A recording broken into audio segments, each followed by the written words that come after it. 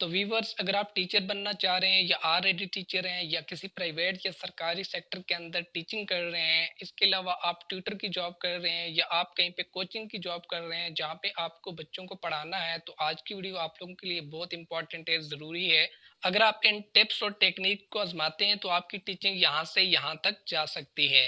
अच्छा, तो सबसे पहले नंबर पे जो टिप्स है वो ये है कि आपने अपनी ड्रेसिंग अच्छी रखनी है, पर्सनालिटी आपकी अच्छी होनी चाहिए, ऐसी लुक होनी चाहिए कि लगे कि आप टीचर हैं। तो खास तौर पे अगर आप यंग हैं, आपकी एज कम है, तो आपको लाजमी ऐसी ड्रेसिंग अपनानी चाहिए जिससे स्टूडेंट और टीचर के दरमियान का जो फ़र्क है वो वाजे हो सके। आपने अपनी जो पर्सनालिटी और आपकी जो ड्रेसिंग है उस पर लाजमी फोकस करना है, और आपने अपनी पर्सनालिटी और अपनी ड्रेसिंग इस तरह की रखनी है ताकि लगे कि आप एक टीचर हैं। और इसके साथ साथ आपने ऐसी ड्रेसिंग पहन कर जानी है जो जिसमें आप कॉन्फिडेंट हो, जिस पे आपको लगे कि आप सही से बोल सकते हैं, क्योंकि आप अपनी मर्जी की ड्रेसिंग पहनते हैं जिसमें आपको लगता है, जिसमें आप कंफर्ट होते हैं, तो उस ड्रेसिंग के अंदर आप अच्छा बोल सकते हैं क्योंकि उसमें आप कॉन्फिडेंट होते हैं। जो आप बोलना चाह रहे होते हैं तो वो अच्छी तरह से आप कन्वे कर सकते हैं। तो टीचर बच्चे के लिए रोल मॉडल होता है, आपने अच्छी ड्रेसिंग करनी है। बच्चा हमेशा से ये चाह रहा होता है कि वो बड़ा होकर वालिदैन की तरह बने या कि वो उस्ताद की तरह बने। तो वालिदैन और उस्ताद उसके लिए जो होते हैं ये रोल मॉडल होते हैं। तो आपने अपनी ड्रेसिंग अच्छी रखनी है। तो नंबर 2 पे आ जाता है आपकी कम्युनिकेशन। चूंकि एक अच्छा टीचर एक अच्छा कम्युनिकेटर भी होता है, तो आपने अपनी बात बच्चों को इस तरह से समझानी है ताकि उनको समझ आ सके। तो कम्युनिकेशन करते हुए जब बात आप कर रहे हो, जब बच्चों को समझा रहे हो, पढ़ा रहे हो, तो उसमें आपने अपनी आवाज़ को क्लियर रखना है। आपने ना ज़्यादा धीमे बोलना है और ना ज़्यादा लाउडली बोलना है।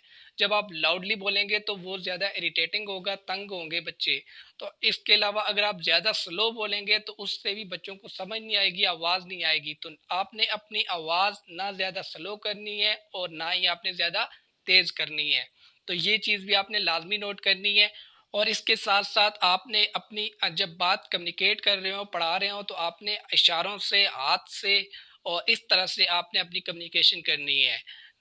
इसके बाद नेक्स्ट नंबर 3 पे आपने बच्चों के साथ फ्री नहीं होना। जब आप बच्चों के साथ फ्री हो जाएंगे तो उनको लगेगा हमारा टीचर जो है वो ज़्यादा फ्रेंडली है, ये तो पनिश नहीं करते, मारते नहीं है, गुस्से वाले नहीं है। तो फिर वो बच्चे आपसे डरेंगे नहीं। उनके दरमियान और आपके दरमियान का जो डर का फ़र्क है वो ख़त्म हो जाएगा, क्योंकि इससे जब आप फ्रेंडली हो जाएंगे, ज़्यादा बच्चों के साथ मजाक हल्ला गुल्ला करेंगे, तो उसके बाद बच्चे आपकी बात को नहीं सुनेंगे। चाहे आप काम देंगे तो वो काम नहीं करेंगे, जब आप उनको चुप करवा रहे होंगे, आप खामोशी का कह रहे होंगे, तो वो खामोश भी नहीं होंगे।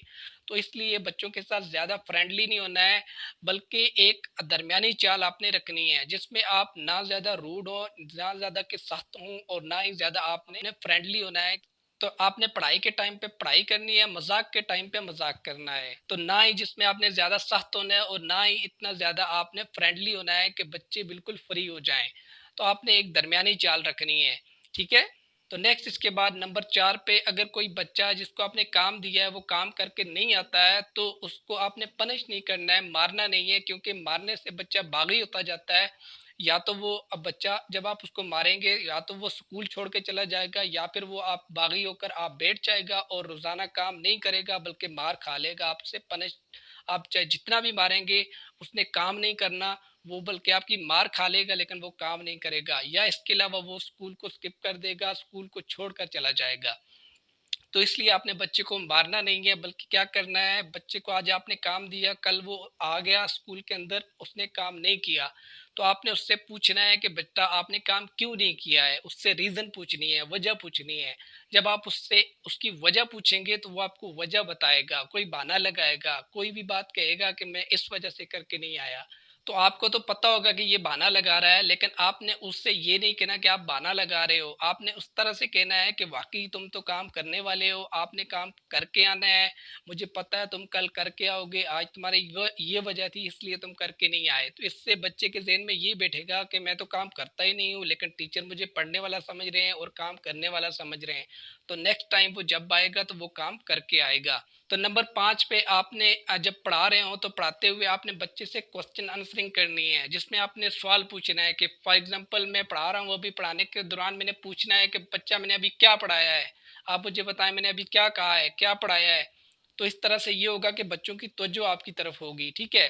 तो आपने जब उससे पूछना है तो वो उठ के बताएगा। जब आपको बता दे कि आपने सर ये कहा है, तो आपने उसको एप्रिशिएट करना है, आपने उसको शाबाश देनी है, वेरी गुड कह देना है, नाइस कह देना है, ज़बरदस्त, आप बहुत अच्छे, इस तरह के अल्फाज आपने इस्तेमाल करने हैं। उससे बच्चे को ये होता है, मोटिवेशन मिलती है। तो इस तरह से आपने बच्चे को अप्रिशिएट भी करना है। इससे बच्चे के जहन में ये बैठेगा कि टीचर अप्रिशिएटिंग है और टीचर जो है शाबाश देते हैं। तो नेक्स्ट टाइम वो जब भी बैठेगा तो वो प्रिपेयर होकर बैठेगा और आपकी तरफ अटेंशन करके तवज्जो से आपकी बात को सुनेगा।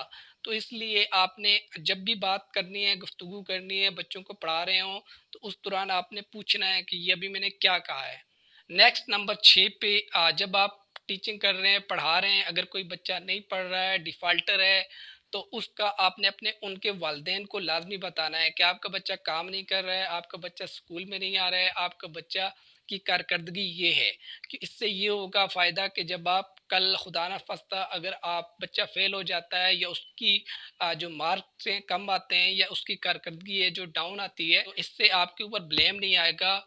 तो यही चंद टिप्स एंड ट्रिक्स थे जो कि आप लोगों के साथ शेयर किए। उम्मीद है वीडियो आपको पसंद आई होगी। अगर वीडियो आपको पसंद आई हो तो एक लाइक ज़रूर दीजिएगा और चैनल को लाजमी सब्सक्राइब कीजिएगा। तो मिलते हैं नेक्स्ट वीडियो में, तब तक के लिए अल्लाह हाफ़िज़।